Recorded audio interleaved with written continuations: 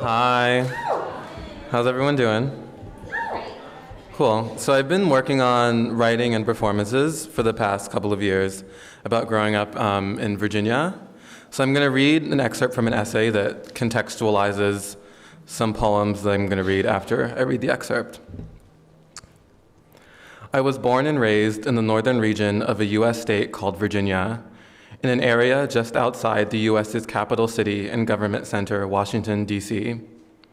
Virginia is considered a southern state, part of the U.S. South, to which many U.S. Americans attribute the institution of slavery.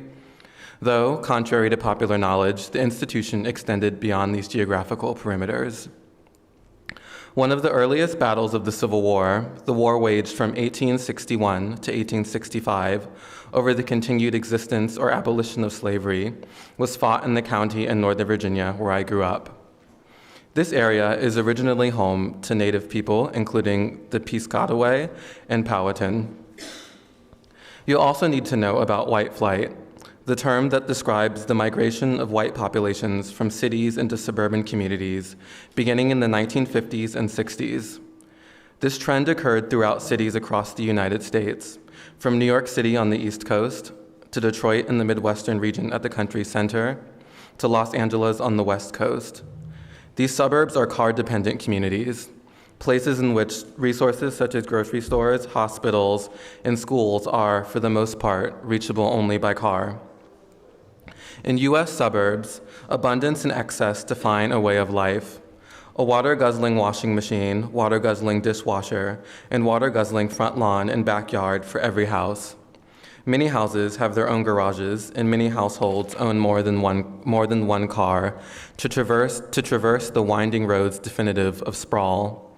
For a number of suburbanites, it is not uncommon for the teen or teens of the family to also get their own car upon earning their driver's licenses, which, where I grew up, happened around the age of 16. The high school I attended had a parking lot exclusively for students, a feature that perplexed my friend living inside Washington, D.C.'s tight perimeters. Before my family arrived to this suburb, the area had experienced its own social shifts.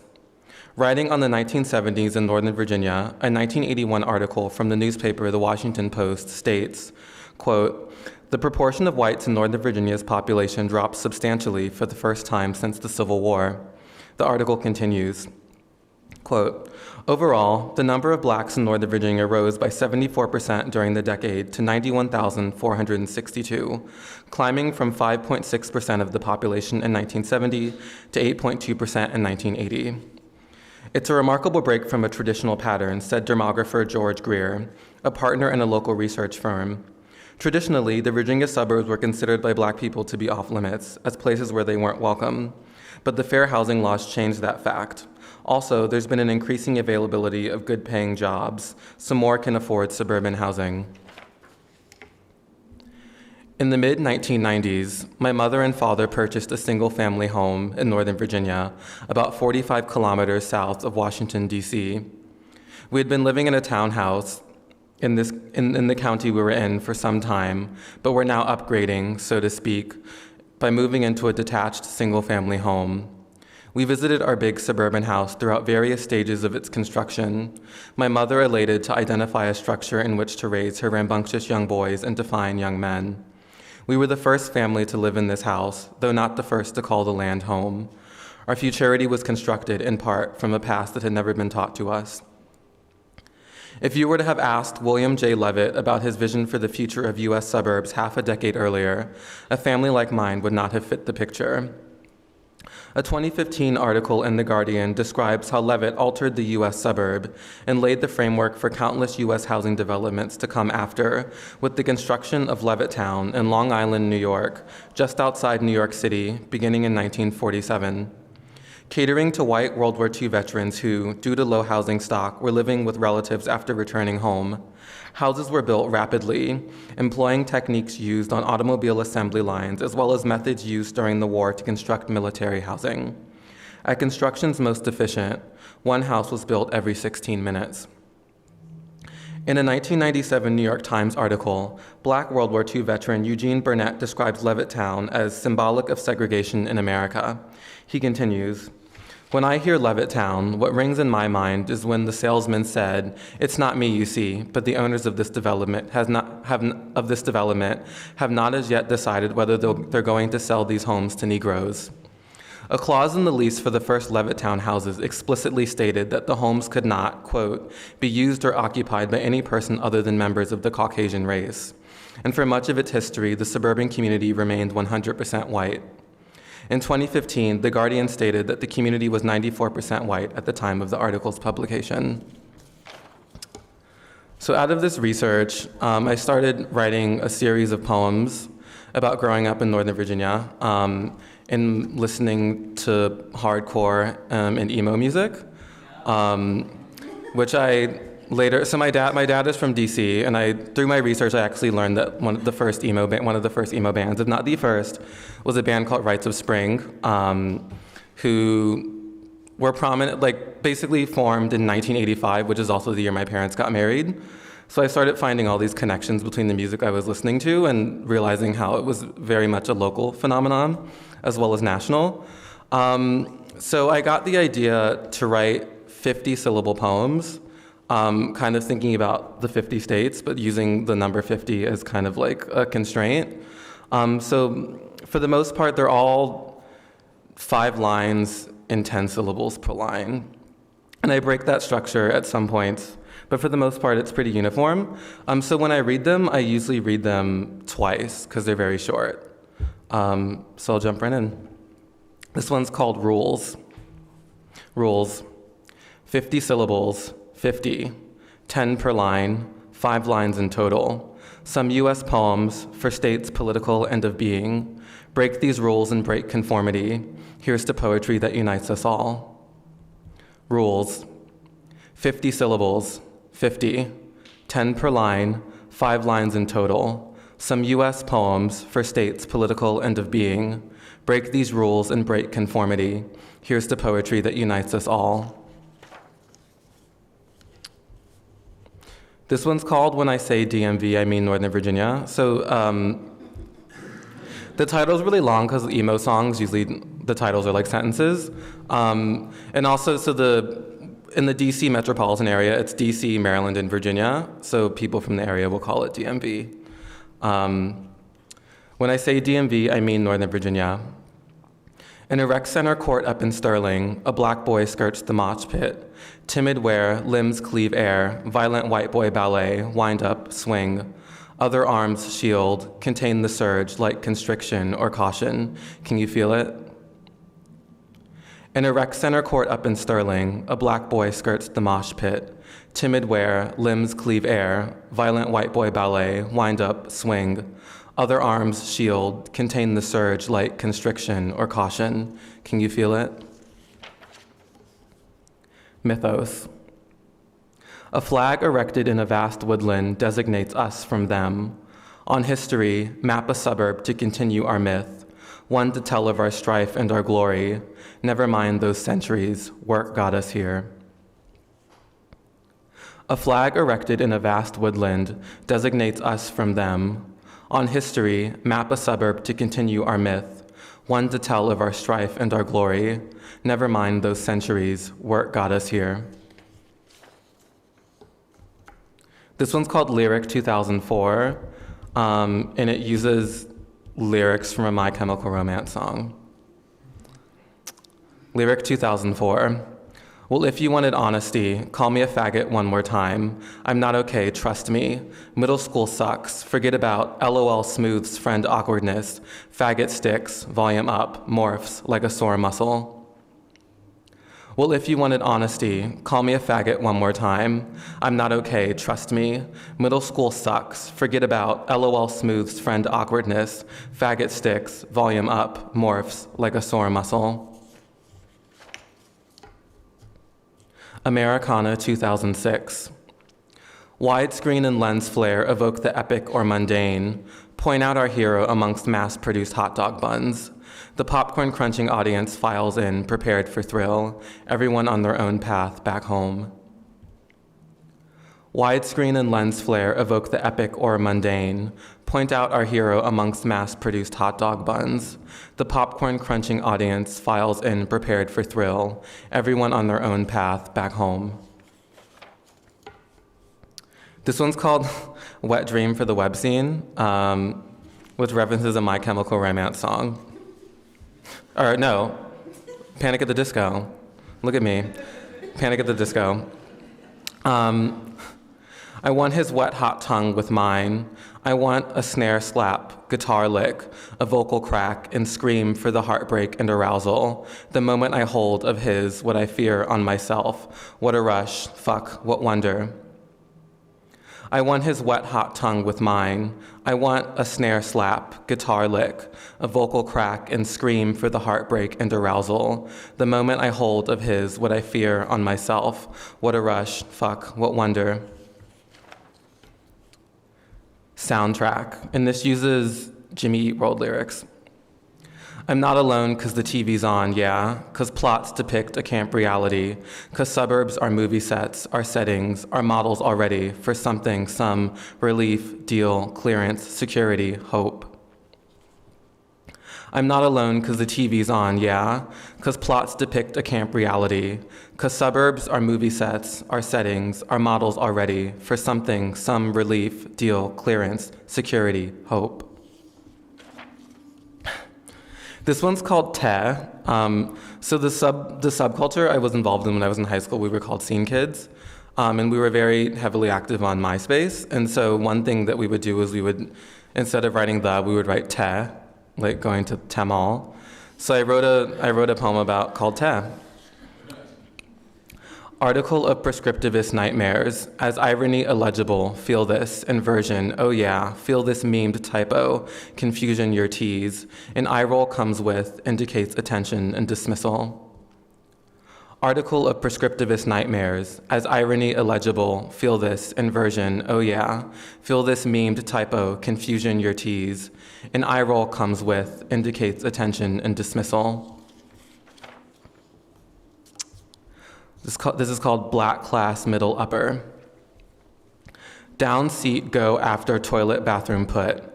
Do your the not in the sink dishes to leave. Your bed make the love you, stop acting up. Mind your position in life because there are plenty people who don't want you here. Down seat go after toilet bathroom put. Do your the not in the sink dishes to leave. Your bed make the love you, stop acting up. Mind your position in life because there are plenty of people who don't want you here. This one's called Wanna, like W-A-N-N-A, like want to.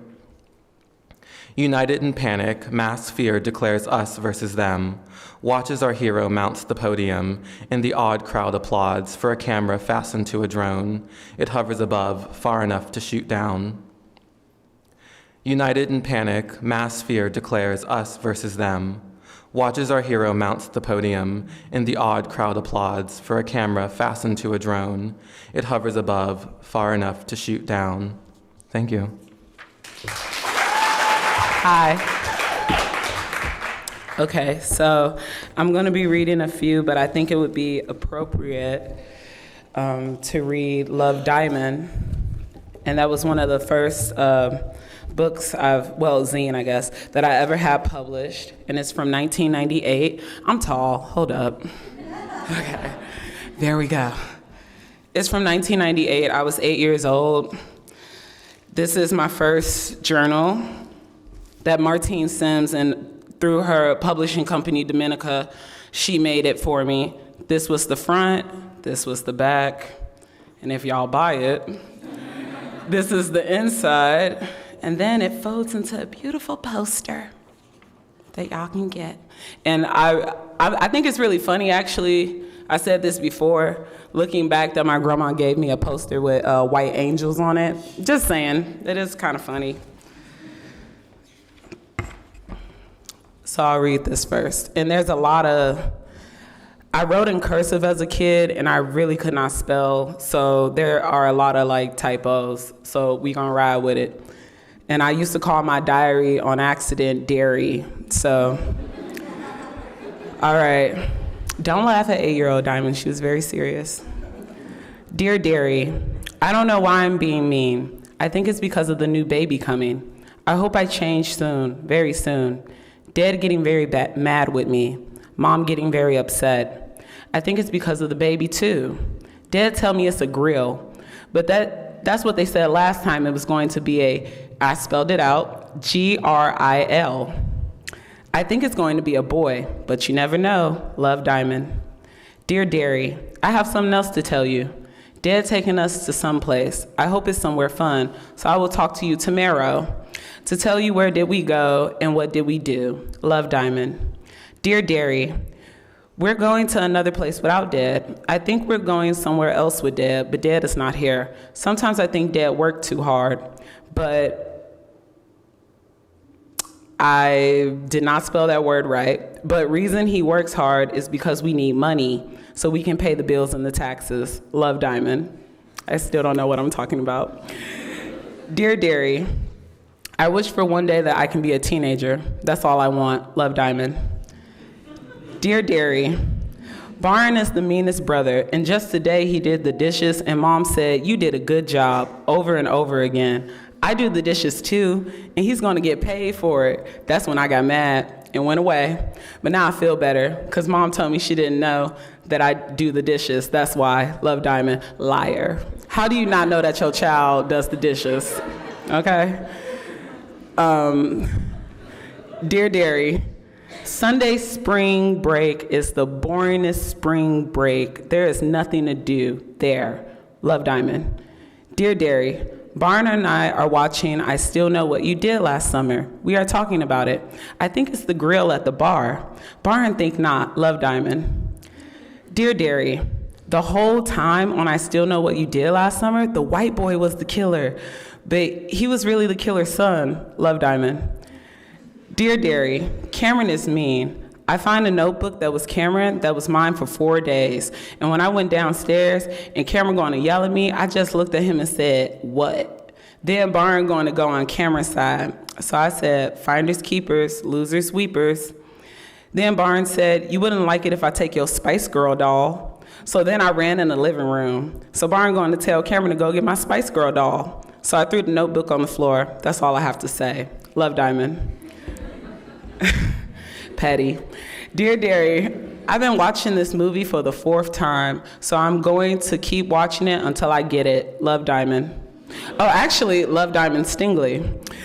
Dear Derry, I asked what day it was because I thought it was Friday, and I kept on saying it because Goofy Barn didn't hear me. Then Dad said, shut up. Then that's when Barn told me it was Saturday. That made me mad. He could have told me before Dad told me to shut up. Love, Diamond. Dear Derry, I have a new baby sister named Fab. Her actual name is Fatima. I just didn't know how to spell it at the time. Love, Diamond. Dear Derry, I was going to get me a notebook, and Mom told me to sit down. Love, Diamond. Dear Derry, the boys up there be telling me to stay out their room, and they be in mine. So I don't give a care if they don't have a channel. They have no business being in my room. What makes them think I don't want my privacy? That's all for today. Love, Diamond. Dear Derry, Barn getting all the attention. Love, Diamond. Dear Derry, I have been getting blamed for everything. I think I got bad luck or something. And that was my last entry. So the next thing I'm going to read is, I did a show at FIOC, and no, I'm actually not going to read that. I'm going to read what I wrote for NYU. And it's still on window display if y'all are ever in New York, and, just if you find yourself there, come and check it out. But it's still up there. And it was titled, Movies Confuse People. Movies confuse people. I read American moviegoers love happy endings. There are no women who look like me to play the roles Hollywood used to cast Natalie Portman in. I watched the movie where she's pregnant and lives in Walmart. It's titled Where the Heart Is, and it's a good movie, a woman told me at a party. There is nothing romantic about struggle. Why do things have to be lighthearted? Some things have to be heavy on the heart, like a sloth. If a creature is slow on land, they're fast in water. It makes no sense for a hare and tortoise to race when they're not going for a swim. A talkative 5-year-old told me if I ever got chased by an alligator to run in zigzags. If you think of Shirley Temple and she makes you sad, then you have a heart. It's written on a bathroom stall. In college, I told my friend I wanted to write in a journal and leave it on a train. He told me it was a corny idea. It was a corny idea, but he could have been lighthearted. He didn't want to pose in the Eddie Bauer catalog. If we went to Bowerland, we would have met someone who said autumn and meant it sincerely. I used to pronounce the word caramel. It annoys me when people compare my skin to candy. Candy is sweet, skin is flesh. Look at all the hair I pulled, said to the young woman. All the hair pulled from the end to the root. Stay away from razors, she warned the young woman. That's easier said than done when everything costs money. Remind the Tinder date you don't want to discuss how much you pay for rent. I don't have Tinder. My friend suggested I online date. Everyone is different is a nice way of concluding a conversation is over. I was told I would make a terrible wife, but that was never my goal. It was a plot twist. I want to watch a movie with nothing but plot twist until the plot twist starts to make sense, then the person dies. It's as realistic as a movie can get. The men at my local bodega are nice to my friend, but straightforward with me. No smiles, no hellos, no goodbyes. Since I shaved my head, the boys don't come around no more. You look like a queen, men shout. These men are old. Old or young, it doesn't matter what a man thinks. I think the best compliment comes from older women. They sincerely say autumn with each praise. There's no undertone of vulgarity. A man can be a nice guy and still be problematic. Some men are proud to be assholes. Not all women defend other women. I'd rather call you than text you as a way to flirt. I used to talk on the phone all the time to my best friend, Monica. Her dad came to my house early morning on the weekend. I was 8. I don't know what you and Monica talk about, but it's racking up the phone bill. It was love. I don't know where Monica is anymore. I text her, hey. There was no reply. In the movies, she would have picked up. We would still be in love and in a vintage car going on a cross-country road trip. And the last thing I'm gonna read, y'all, I brought so much. That's why I'm like, I don't know what I'm gonna read. Okay, so this is actually too a book for Martine Sims' show, and I wrote a piece for it titled "The Women," and it's mainly dedicated to. I was raised in a monarchy, not a monarchy. What? Say it again. I was about to say that before y'all was like matriarch. Okay, I was raised in a matriarch, and it wasn't really like that many men in my family. Like they're around. They're loved, but a lot of women raised me. So I'm gonna read this, and it's titled "The Women." I am in between worlds. It is hard to explain, but I will try. To be in between worlds is to see where I came from and where I'm going. I see who I am and who I am becoming from the women who have come before me in my family. Their struggles and triumphs shaped me before I was born. Grandma Granny. My maternal grandmother, Grandma Granny, told me she couldn't stay home when she was 18. She moved to Chicago because her older sister, Pearl, and her aunt were already there. She didn't like Mississippi. I asked my grandma if she liked her name, Annie Bell, and she told me it was all right. She was named after her paternal grandmother. When you a baby, you just lying there and someone say, that's your name, that's your name. Everything is a fact with her. She's serious. Her face is stoic, her eyes are small, and her jaw is strong with high cheekbones. My grandma carries stress in her eyes. They carry determination too. She taught herself how to drive when she was 14. She told me she spent all day in the field with the family's truck. She grew up on a farm. She told me about how she woke up before school and took care of the cows. How old were you? I asked her. 10, she said. I go get the cows, I'd milk them, strain the milk, put the milk in the jars for the milkman to come get, then take the cows down to the pasture, do it all before school. I never know my grandmother's sleeping late. When I lived with her, she thought I was lazy. She told me she never seen children sleeping the way her grandchildren do. She blamed our parents. She told us that her mother wouldn't allow her to sleep in late and told her she was too young to be tired.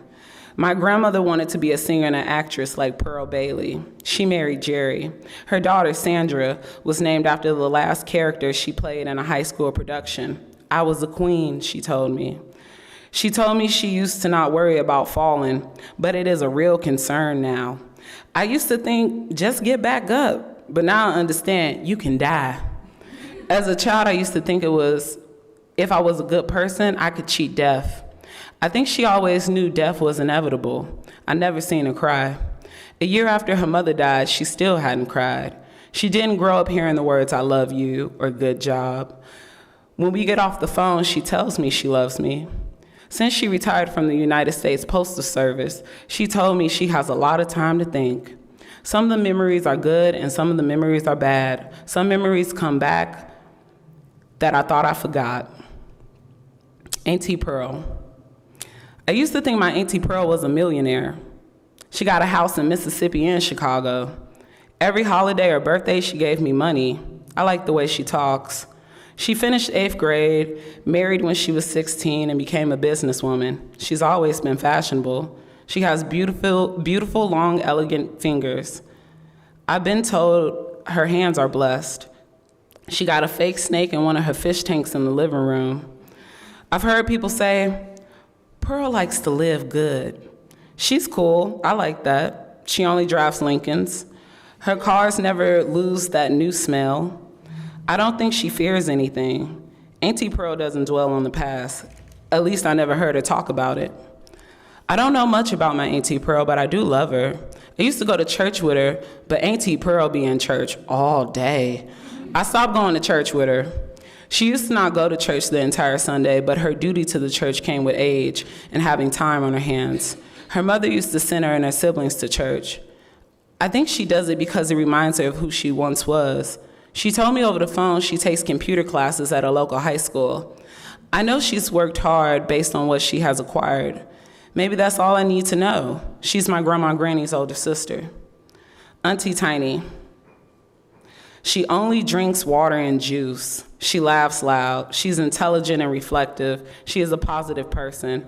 Her and my father aren't close like people assume siblings would or should be. She is a social worker. I think she has a true understanding of what the word forgiveness means. Her real name is Camilla. She was nicknamed Tiny in infancy. Her social work began with her son, Raheem. The school thought something was wrong with him. They did an IEP study. They said, he don't play with the other kids. I said, my son don't come to school to play. I fought with the school. Raheem has a PhD. His school gave him an award for most quietest kid. Excuse my language. What type of shit is that? They tried to put my son in special education. There are white social workers labeling black children as special ed when they don't understand black culture. She colored Santa Claus with brown crayon because she wanted her children, nieces, and nephews to see him as a black man. The students who came into her office respected her. She gave them advice because she was once where they were. The other social workers in the office seem unrelatable. They have built a wall that I believe reminded the students that when school let out, they would go back to their suburban homes and nonviolent lives. My Auntie Tiny didn't do that. She went home and thought about violence. Grandma Estelle. Grandma Estelle is my father's mother. I used to think she didn't like me growing up. Maybe she didn't. We say I love you over the phone now. Her daughter calls her mother. My father calls her mom. She likes to read. I never thought of her as religious, but she has a painting of Black Jesus in her house. It makes me think about her. I don't know much about her. She likes to play Scrabble. I know she is competitive. I am competitive. I remember my older brother interviewed her for a school project. From what I heard, she left Mississippi when she was 12. I never heard her speak about her father, but he died when she was young. I lived with her for 1.5 years on the west side of Chicago. She had to do a lot on her own, and I know it was hard. Last but not least, my mama, Sandra. My mother was a lonely child. She met my father and they have 5 children. I think it's one of the reasons she had the number of children she had. She always wanted siblings. I assumed a lot about her when I was a child. I assumed my father was the only man she ever loved. There are no pictures from her wedding day.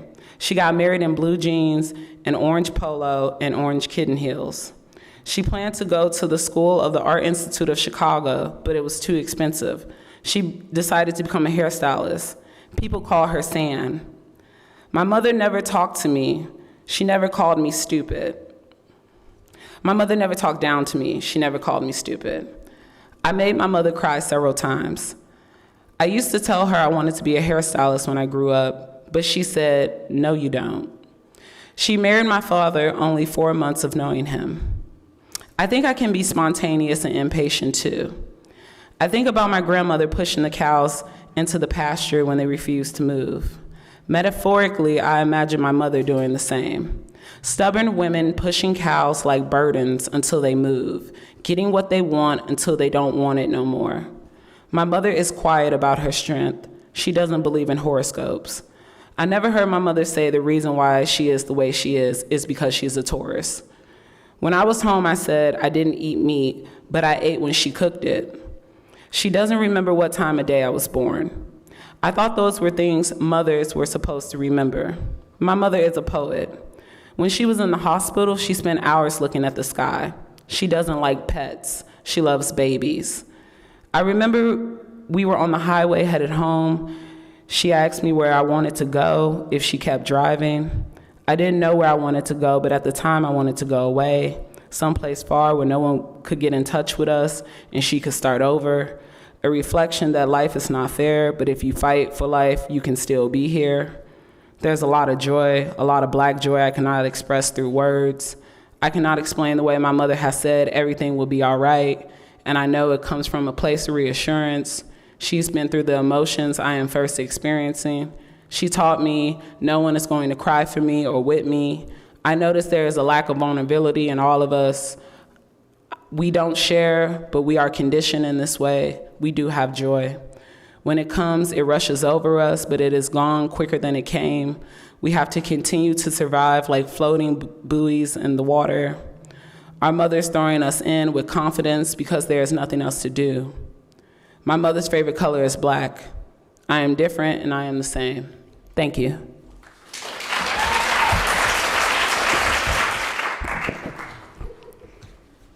How you doing? Okay, I'm gonna read 2 short texts. And so the first one is titled Ecstatic Resilience. And so the party continues. Every night I dance to the triplet hi-hat trap boy fantasy, a slow syrup oration deceptively similar to our code-swapped histories punctuated by an 808. Every night I dance to the sex-laced crescendo as bands make her dance, or the desire for another's body as the heart decelerates and drugs slowly seep out of the system. I only want you when I'm coming down, or fuck faces. There is a rhythm for everything. The party is about a moment of suspension, feeling a rigorous sensation in the body, a pulsating tip to tip like Paul B. Preciado's testo gel. The moment it seeps in is palpable. Like pins and needles all prickly across the skin surface, and a slow numb that calls attention to each beat of the heart harder and harder. And the sensation conjured by this dance is void of history, geographic location, and pain. It's a sensation that's without my scars or muscle memory. It is without his trauma of domestic violence. It is without the memory of crack or our 80s birth. It is without those small deposits of rage. It is without, because even the sweat releases something from the body. Without, because we are giving everything, and to splurge is an act of depletion. I've listened to my peers recite remixed versions of the names of the recent fallen lately. I've watched faces in white spaces as the words leave lips. I've moistened my lips to receive these names. I insert my own name at times, wondering the difference between me and them. I'm so moved by this murmur propping up each individual's performance or non-performance, propping up me as the energy in the space constricts and begins to envelop me and certain others in the audience. And I think about the camouflage of mourning, and how space shapes itself around each of our bodies, pushing in a little more each time. This is a chance. This is a chance. The dance, however, is not an escape. It is a punctuation. It's about claiming an instant of time and something that can be mine completely, though at times I share it with others, as we are all our own orbiting planets spinning in excess in proximity to one another. And sometimes our bodies touch. Sometimes I rub my shoulders up against his and there's a transfer, a silent affirmation. We are taking up space at the same time and spinning the most delicate webs out of the strongest material imaginable. This is the dance. This is the work of living between that distinct moment when we push past exhaustion to elation, a static resilience glittering down. I want to dance slick with sweat and cum and saliva. I want to push the body to a state of titillation rushed to its peak by the simple act of being alive, by taking a breath, by breathing. The club is a sanctuary for queer liberation. Audre Lorde writes, "For those of us who live at the shoreline, standing upon the constant edges of decision, crucial and alone. For those of us who cannot indulge the passing dreams of choice, who love in doorways, coming and going in the hours between dawns. In the beginning," they say, "God created the heavens and the earth. The earth was without form and void, and darkness was upon the face of the deep."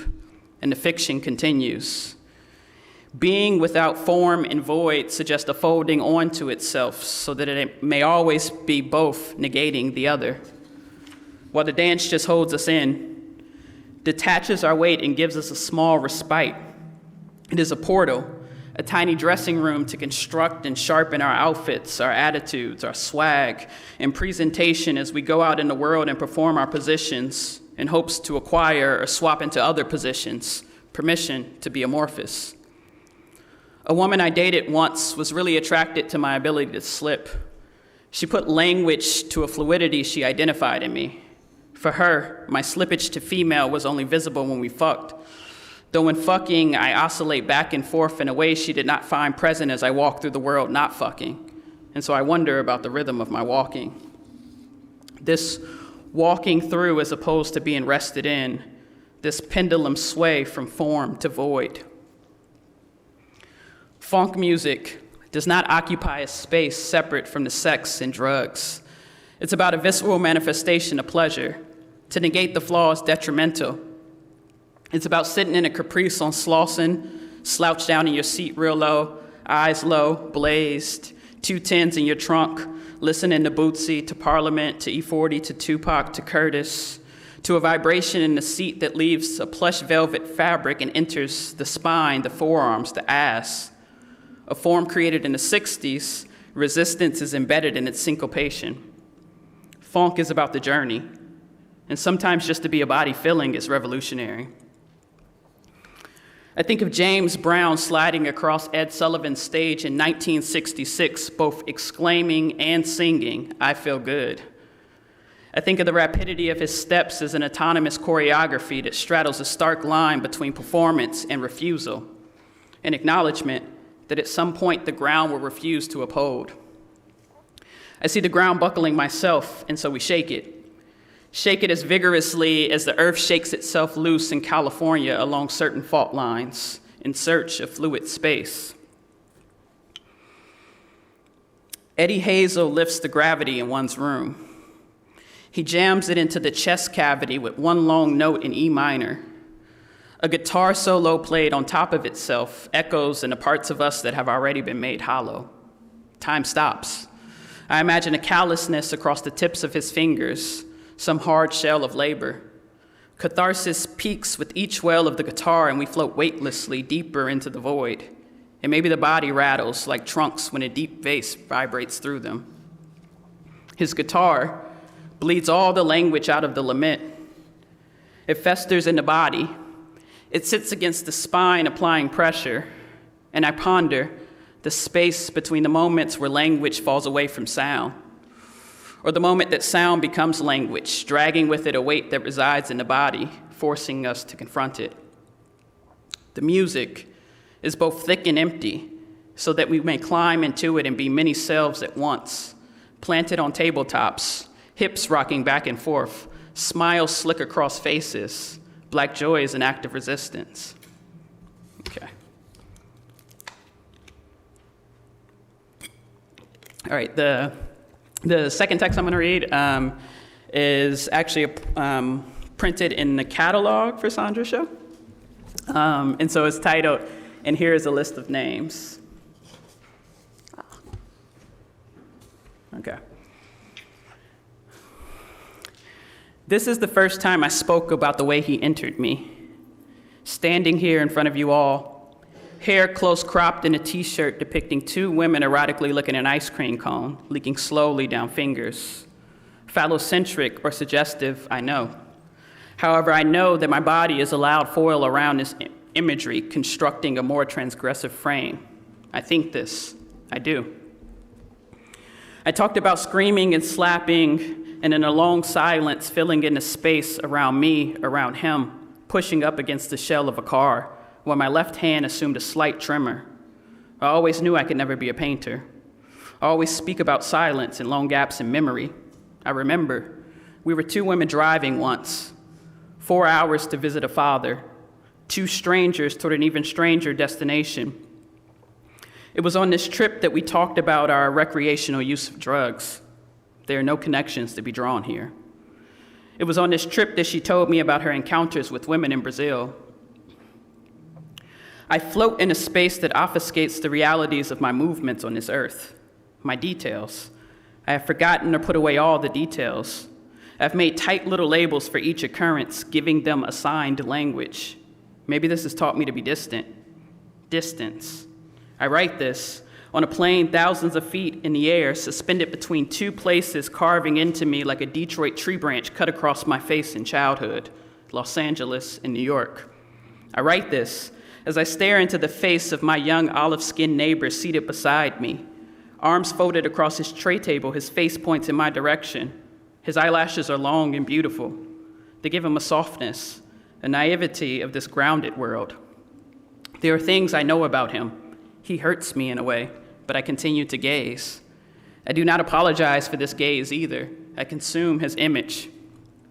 There is a tear which has worked its way to the corner of his shuttered right eye. This is the eye closest to me. It is the moistness of this veiled eye that forces me to struggle quietly in my seat, and the eyelashes that remind me of a younger cousin now estranged, a boy something happened to. And there are many of us that things have happened to. And so I gaze on at the boy, replace him for this boy cousin of mine, and laugh because they are both men now, faded and posturing in different ways. There is broken language in the world for these two. Recently, I cut a disjointed sample of Al Green's Love and Happiness. I'm thinking about the function of the refrain, thinking of how easily music lends itself to being remembered, and played it over a tender image of my father cutting his hair with a buzzer. I take the buzz out of the video and slow it down so that we watch each rep of the metal graze the length of his head. In actuality, he is already doing this slowly. The authentic parts of him are caught in this grooming. These are the things he shares with me. He knows no other way to speak. I feel satiated when a woman calls me handsome, when she strokes my face and looks into me. I did not tell my sister about these desires on that drive. I left a languid gap pick up the work, let the thin white border of a Polaroid picture pick up the slack of what's missing in the composition. I thought a lot about wading in the gap and not the water. The San Andreas Fault has always been interesting to me in this way. It is a place we pass through on our way to prison. These faults are cracks in the earth. These faults are commonly found in collision zones where tectonic plates push up mountain ranges, and the San Andreas Fault is visible from space, and so our imperfections are known when we photograph ourselves from outside of ourselves. Faults are evidence that sometimes a plate can shift, and that's comforting to know that the crust of the earth at times requires movement, requires slippage, rotation. Rewinding a record by placing two fingers across its grooves and slowly pulling back, applying the slightest pressure. Rotation, as in turning, a turning over. Recently, I cut a disjointed sample of Al Green's Love and Happiness. I'm thinking about the function of the refrain, thinking of how easily music lends itself to being remembered, and played it over a tender image of my father cutting his hair with a buzzer. I take the buzz out of the video and slow it down so that we watch each rep of the metal graze the length of his head. In actuality, he is already doing this slowly. There are many things turning over in my head, and you were the only one really capable of turning me on, and she was the only one really capable of loving me, and he, who I first spoke of the tragedy to, he deepened the silence, and I will not admit that I have been taken from. 3 siblings on a train play a game they made up. It involves slapping each other in complex ways. They are my complexion, and so many words pass between them. The youngest boy says, "Oh shit, I still have one more life because I didn't know." This is a game where they give each other many lives, and I just think you are not allowed to not know. Thank you. Hey. Thank you. Thank you all for coming. Thank you, Sable. Thank you, Justin. Thank you, Diamond. That was really amazing. Thanks to Amira, to Koskas, to Claude for organizing. And have a good night.